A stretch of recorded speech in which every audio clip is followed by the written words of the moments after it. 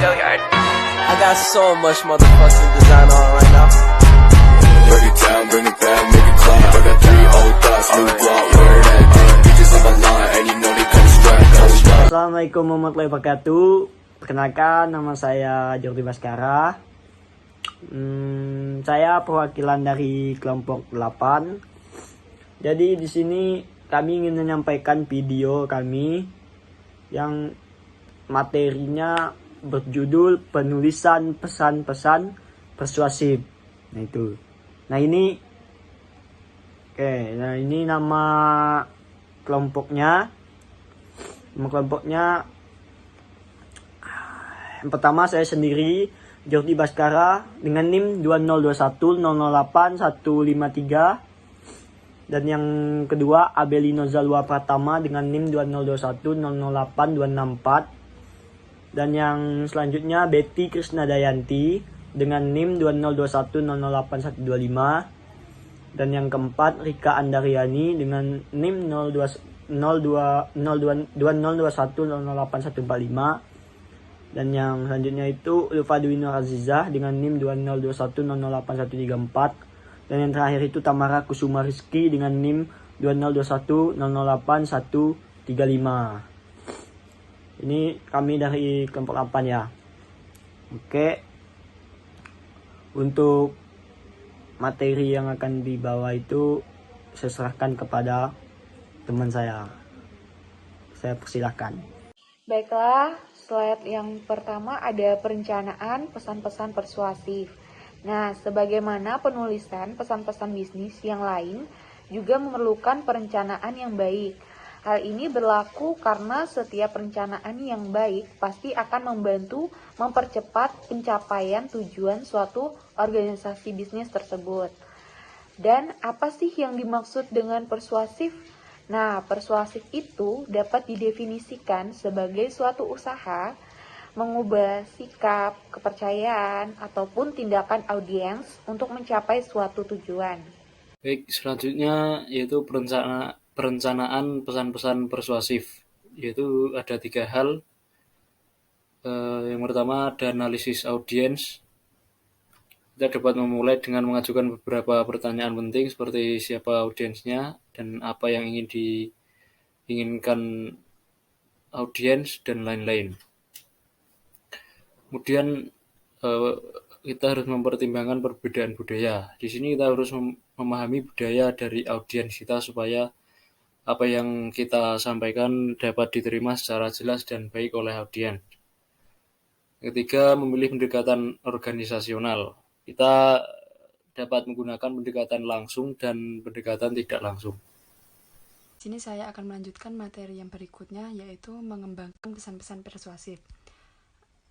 Persuasif yang efektif mencakup 4 komponen penting, yaitu yang pertama menetapkan kredibilitas, kemudian yang kedua membuat kerangka argumentasi audiens, kemudian yang terakhir ada menghubungkan audiens dengan hal-hal yang logis. Yang pertama ini ada menetapkan kredibilitas. Bagaimana sih cara menetapkan kredibilitas seseorang itu? Nah, cara menetapkan kredibilitas seseorang ini ditentukan oleh sejauh mana tingkat kepercayaan dan keandalan reliabilitas seseorang. Nah, kemudian yang kedua ini ada kerangka argumentasi. Nah, ketika telah cukup mengumpulkan berbagai fakta, bukti, dan temuan lainnya, seseorang telah siap untuk membuat kerangka argumentasi. Kebanyakan pesan-pesan persuasif mengikuti rencana organisasional AIDA atau singkatan dari attention, interest, desire, kemudian yang terakhir action. Nah, kemudian yang ketiga ada menghubungkan audiens dengan hal-hal yang logis atau memilih daya pemikat. Kebanyakan pesan-pesan persuasif menggunakan daya pemikat dengan logika atau logical impulse dan daya pemikat yang emosional atau emotional impulse untuk melakukan persuasif terhadap audiens.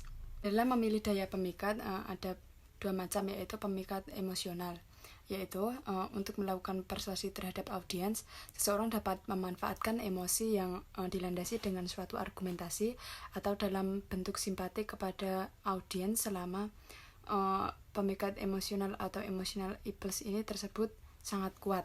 Kemudian yang kedua ada pemikat logika. Nah, dalam berbagai alasan, seseorang dapat menggunakannya untuk melakukan persuasi terhadap audiens, seperti membuat pegaduan dan selanjutnya memberikan dukungan atas pegaduan tersebut dengan memberikan alasan serta bukti-bukti yang ada. Kemudian yang terakhir ada pertimbangan etika.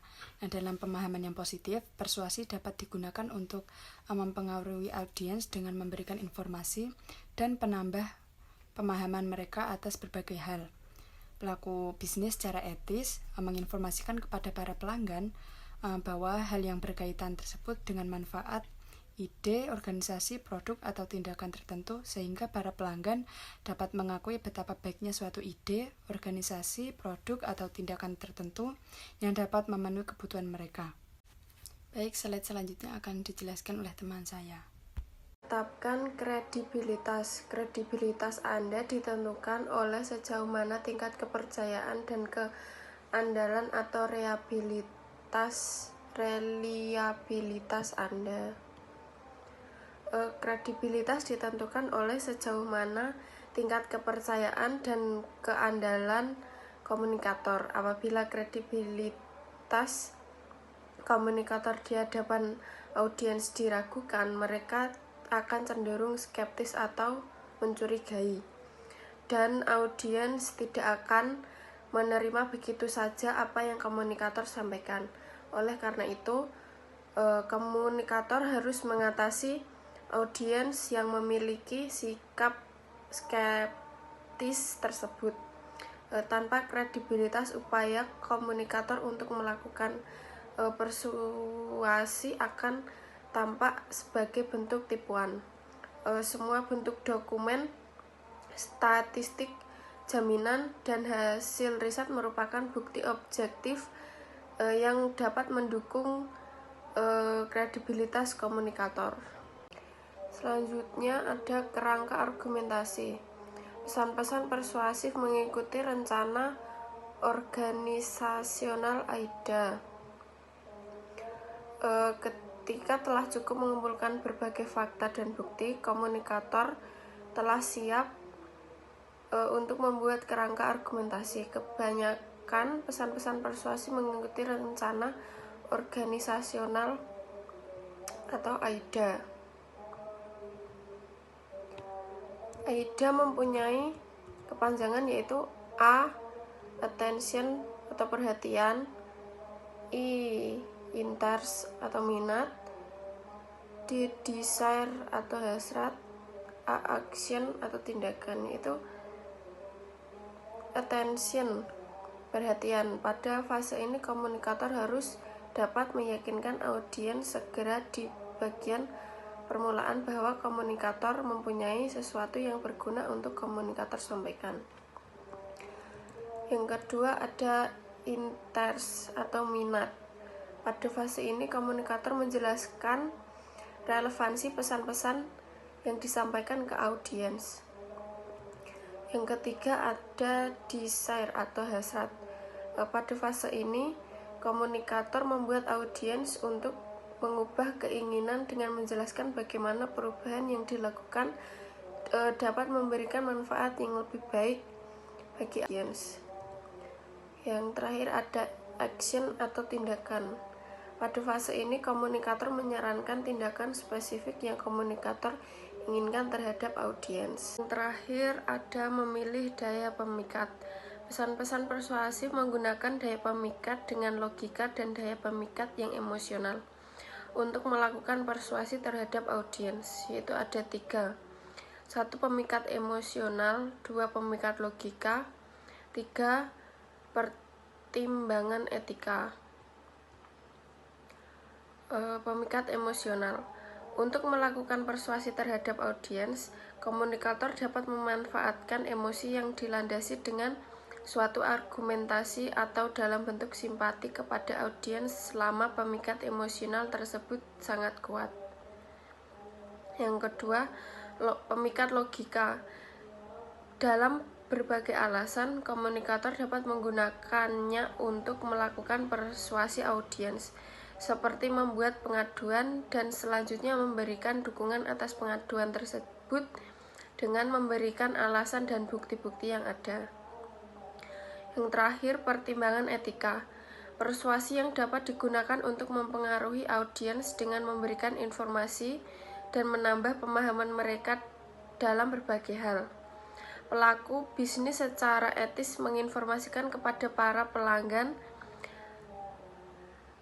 yang berkaitan dengan manfaat, ide, organisasi, produk, atau tindakan tertentu sehingga para pelanggan dapat mengakui betapa baiknya suatu ide, organisasi, produk, atau tindakan tertentu yang dapat memenuhi kebutuhan mereka. Baik, di sini saya Rika Andaryani dengan NIM 20210081145. Di sini saya akan melanjutkannya. Nah, di sini menulis permintaan persuasif.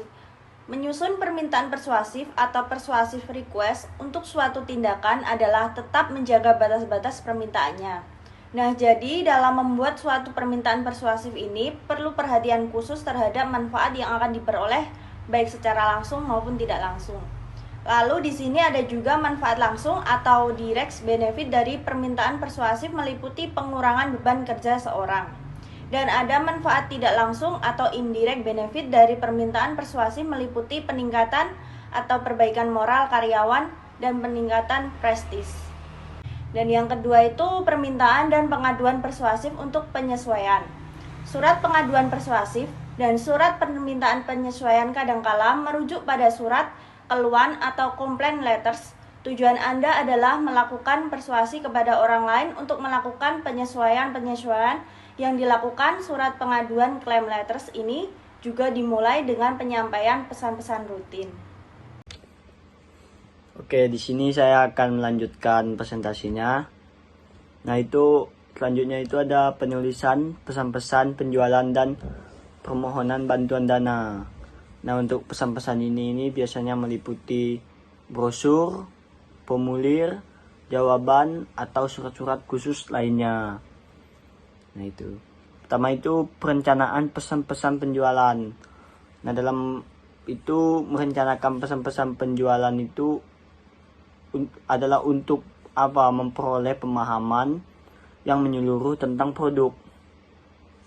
Biar produk kita itu dapat citra yang bagus di mata masyarakat. Yang pertama. Selanjutnya itu pengorganisasian dan komposisi pesan-pesan penjualan.